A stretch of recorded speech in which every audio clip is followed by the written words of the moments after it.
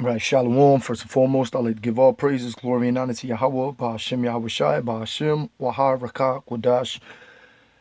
Giving double honors to the elders and the apostles of Great Millstone, who I learned this truth from, and where I learned this truth from. And all you faithful locking throughout the four winds, continue pushing, as I always say. And this right here is going to be a video dealing with history and dealing with the Horites, and who the Horites are, and who Esau Edom connects them with. So, let's get into it. Deuteronomy chapter 2 and verse 12. Deuteronomy chapter 2, let's start at verse 10. The Emims dwelt therein in time past, a people great and many and tall as the Anakims, which also were accounted giants as the Anakims, but the Moabites called them Amims. The Horims also dwelt in Seir before time, but the children of Esau succeeded them. So the Horims dwelt in Mount Seir, or Seir, before time, before Esau came in there. So who are these Horims?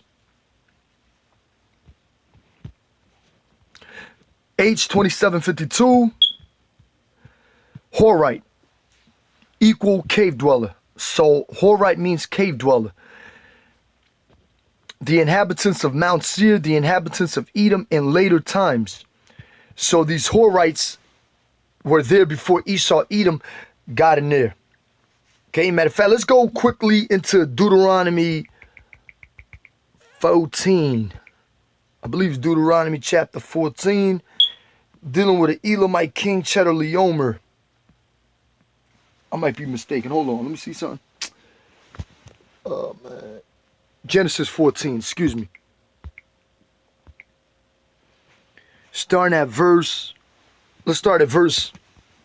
3. All these were joined together in the vale of Siddim, which is the Salt Sea. 12 years they served Chedorlaomer, and in the 13th year they rebelled. Chedorlaomer was the king of Elam. It should tell you up here. Okay, Chedorlaomer, yeah, verse 1, king of Elam. So he was a Persian. Even when you go into this word Chedorlaomer, it'll tell you he was a Persian, which would be the modern-day Carmanians or Elamites or East Indians. Chedorlaomer, H3540, an early Persian king. So why they connecting Chedorlaomer to a Persian? The word Persia came way after the name Elam. So why they connecting him to a Persian king? Because these devils and these Bible scholars know that the Elamites or the Persians are the same people. Carmanians. Type in Carmania in Iranica or Iranica Encyclopedia or Encyclopedia Iranica. They tell you that Carmania is the Elamites, these East Indians. Yes, sir. Anyway, just let's jump down to verse 4. 12 years they served Chedorlaomer, and in the 13th year they rebelled. And in the 14th year came Chedorlaomer and the kings that were with him, and smote the Rephaims in Ashtoreth, Carnium, and the Zuzims in Ham, and the Emims in Shavi, Kiriathaim, and the Horites in their Mount Seir, unto El Paran, which is by the wilderness, and the Horites in their Mount Seir.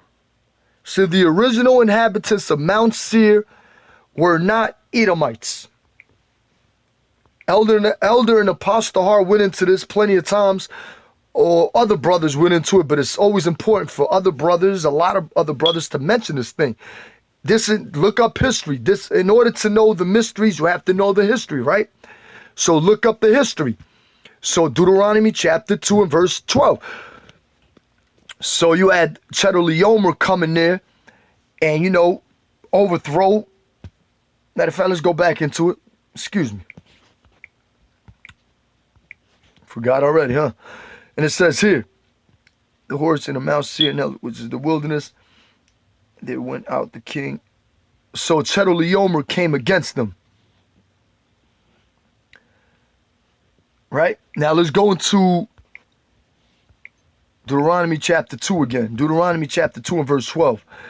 The Horims also dwelt in Seir before time, but the children of Esau succeeded them when they had destroyed them from before them, and dwelt in their stead, as Israel did unto the land of his possession, which the Lord Yahweh, Yahweh Shai, gave unto them. So the original inhabitants are the Horites. Now let's go into Horites in the Wikipedia. Matter of fact, let's go into Mount Seir right quick. Wikipedia. Let's go into Mount Seir. Mount Seir is the ancient and biblical name for the mountainous region stretching between the Dead Sea and the Gulf of Aqaba. Right? The Gulf of Aqaba is right there on the left-hand screen, on the bottom left-hand of the screen. Aqaba, right? The water right there, that's the Gulf of the Aqaba. So the Horites were also in Petra, Aqaba, and that region to the north, to the west. They had a vast land. That's a lot of land. Believe you me, this is a lot of land. Petra, Aqaba, right? It's a lot of land. It's a lot of fucking land. And you had the Hamites. You had the Philistines over here in Haifa, or up more, or in Haifa, or just like Tyre and Sidon. Then you had the Philistines all the way down in Ashdod, or what you call Palestine now, or around that region. They were also living in Lebanon. Over here where it says Nablus, Ramallah, Jerusalem, you had Canaanites all in that region. This is mostly all Canaanite tribes here. The sons of Ham. So, and the reason why I'm doing this too, because I'm going to link this up to Egyptians and Hamites. Even Esau, Edom, in his information, he links it up to these Hamites or Canaanites. So we're going to do the same thing too, just to prove that these Bible scholars and Edomites know exactly who these ancient Horites are. So Mount Seir is the ancient and biblical name for the mountainous region. So the original home of Esau, Edom is not the Caucasus Mountains. You got people talking about, they're from the Caucasus Mountains. That's not the original home. Yes, they were living in the Caucasus Mountains. They came out from the Caucasus Mountains after the 1,000-year period. Yes, but guess what? That's not the Esau, Edom's original home. It's Mount Seir. It says here, Mount Seir is the ancient and biblical name for a mountainous region stretching between the Dead Sea and the Gulf of Aqaba in the northwestern region of Edom and southeast of the kingdom of Judah. It may also have marked the older historical limit of ancient Egypt and Canaan. A place called Seir in the land of Shashu, thought to be near Petra, where Esau, Edom, they even got a hotel called Petra. They got a wine called Edom. They have a hotel called Mount Seir or Petra, Hotel Petra. Type it in.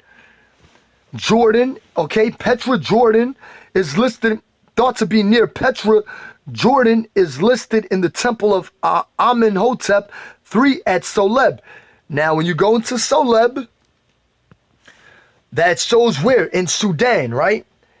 The Sudanese, the Canaanites, Hamites, Africans. We're going to grab another source to prove that. It tells where the 3 little red dots are. Location, Sudan. Region, Nubia.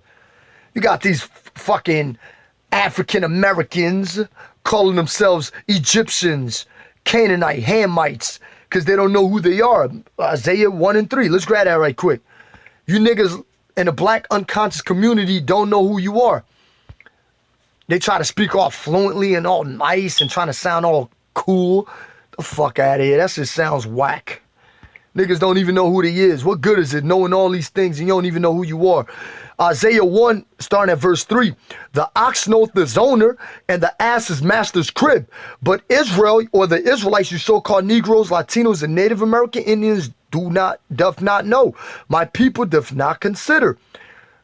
2 of the most stubborn animals in the world know who they belong to, but you niggas don't know who you belong to. And that's sad. So, let's go back to that. So that was in Sudan, right? Amenhotep. Why would they tie Mount Seir and everything with Amenhotep? Okay, who is this Amenhotep III? Amun is satisfied, Hellenized as Amenophis III.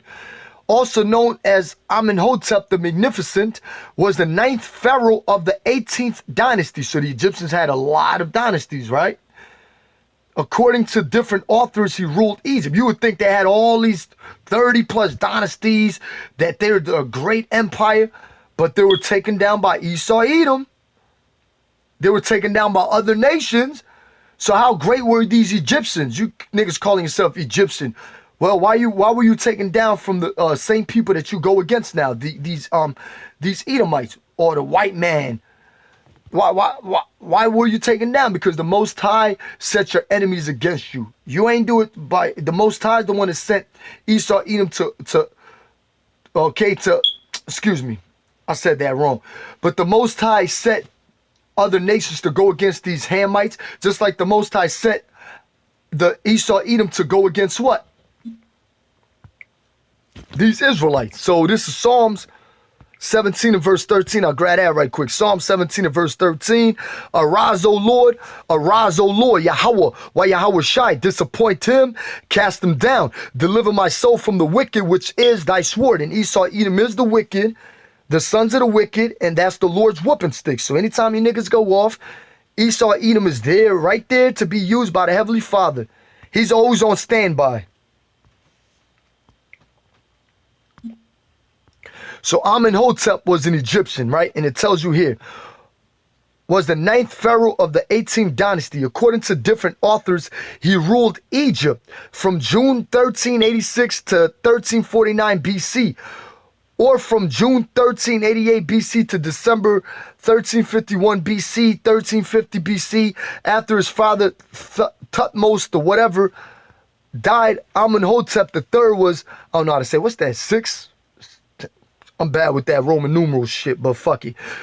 Amenhotep III was Thutmose's son by a minor wife, Matumiya. Family. Queen Tayi, great royal wife of Amenhotep. You can see clearly they're dark-skinned people and the features are of a dark-skinned woman, right? But they're Hamites, not the Israelites. Let's grab the Compact Bible Dictionary and let's go into who the Hamites are from page 213 of this Compact Bible Dictionary. We're going to read it. It says here,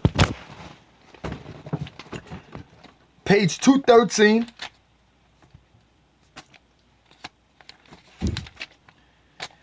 underneath Ham, it says here, the youngest son of Noah. By the way, Ham means burnt.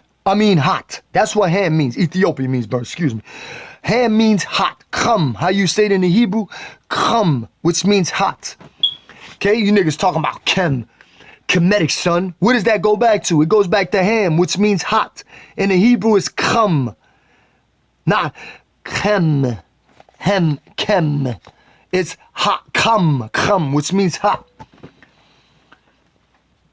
The youngest son of Noah, born probably about 96 years before the flood, and one of 8 persons to live through the flood, he became the progenitor of the dark races, not the Negroes, but the Egyptians, Ethiopians, Libyans, and Canaanites. So you heard that clearly, right? Egyptians are Hamites, Africans, Ethiopians, Cushites. Till this day, you got Cushites and Ethiopians that call themselves what? Cushites. Libyans, North Africans, right? And Canaanites. So most likely the Horites were Canaanites or Hivites or Hittites. Either way, they were Canaanites. And that's the point I'm trying to make is, and what I'm doing is tying this in to who Horite is, who the Horites are. Okay, so enough of this right here. I was going to mention something too. Now, when you go into the same Compact Bible Dictionary, let's go underneath Horite. We're going to go underneath Horite. Page 233, underneath Horite. It says here, Horite or Horum. A people found in Mount Seir as early as the time of Abraham and conquered by Chedorlaomer and his allies. So they were conquered by the Elamite king, right? Genesis 14:6, I read that. The early inhabitants before the Edomites disposed them and intermarried with them. So now, and look at the precept it gives you. Let's go into Genesis 36. Let's go into Genesis 36. It tells you here to read verse 20 through 30, but I'm not going to do that yet. I'm going to read verse 1. Now, these are the generations of Esau, who is Edom.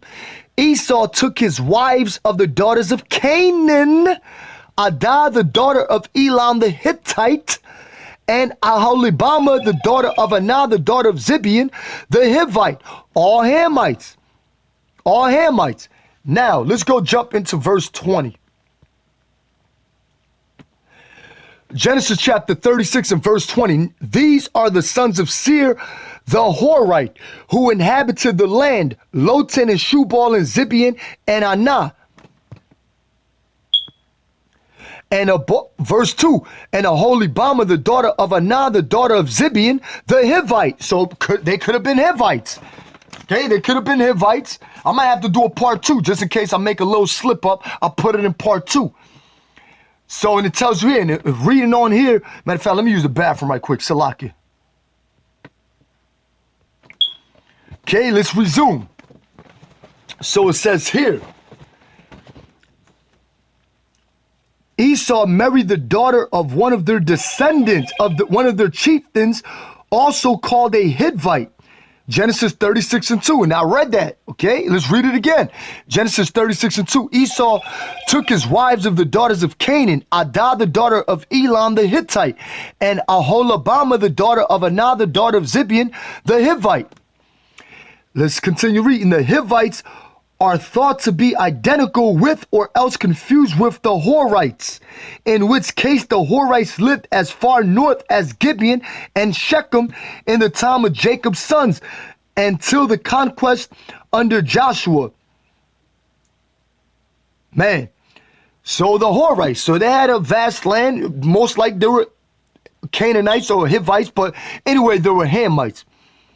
Whether the Hivites, they're all identical. Whether you go with Egyptian, Cushite, Canaan, Hivites, Hittites, Philistines, they're all Hamites. They're all so-called Africans, but not the Negroes. And I just read that to you in page 213, but not the Negroes. Right, because you niggas ain't the same, okay? And when I say you niggas, I'm talking about you 2/3 nigga-lights that don't know who you are. Always calling yourself an Egyptian or that black unconscious community such as No Light Polite. You know, matter of fact, I got a question for you all, No Light Polite. What age,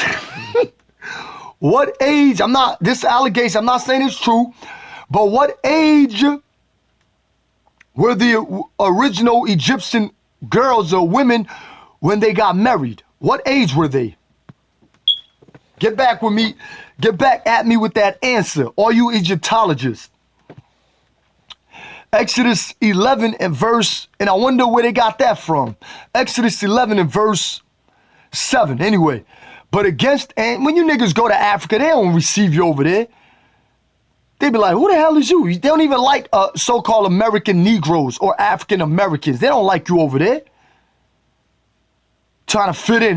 They want to be everybody but themselves. They want to be Africans. They want to be Egyptians. They want to be everybody but themselves. So it's you niggas. The Bible is talking about exactly you. You. When it mentions Isaiah 1 and 3, the first chapter in verse 3, the ox knoweth his owner, but in an ass's master's crib. It's talking about niggas like you. My people do not consider who they are. It's talking about niggas like you. Exodus 11 and 7. But against any of the children of Israel shall not a dog move his tongue, and a dog can represent a heathen nation. against man or beast, that he may know how that the Lord Yahweh Yahushai doth put a difference between the Egyptians and Israel. So that right there is separation. That's what you call racism. Race means to be for your own kind. The Heavenly Father is only for his own people. So that is racism. The Most High is a separatist. He's a racist, and we are racist. If you're not an Israelite, then you're not in good standings with me. Then again, if you are Israelite, and if you're not part of one of the Lord's men, then you still ain't in good standings with me. But we always say we hope to be one of those men, because we don't know if we in good standings with the Heavenly Father. So we gotta always constantly fear. Okay, distinction between the Egyptians and the Israelites. Hold on. Let's go to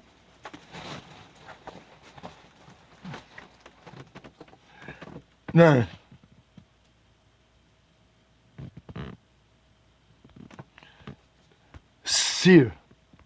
Seir is also a Hamite. It doesn't show you his genealogy, but he goes back to Ham too. But this Genesis 36:8. Thus dwelt Esau in Mount Seir. Esau is Edom. And these are the generations of Esau, the father of the Edomites in Mount Seir. So why do you think he started taking Canaanite women to wife after he had conquered them? Right? Plus two, he wanted to get his pigmentation back. So I think I'll just prove it. I ain't got to go into no more information, but if I do, I'll make a part 2 and get right back at it. And that's it. You know, but most likely these Horites were Hittites, or Canaanites, Egyptians. Either way, they were from the line of Ham. I just read to you in the Compact Bible Dictionary. Even Esau, Edom tells you that. But anyway, Shalom.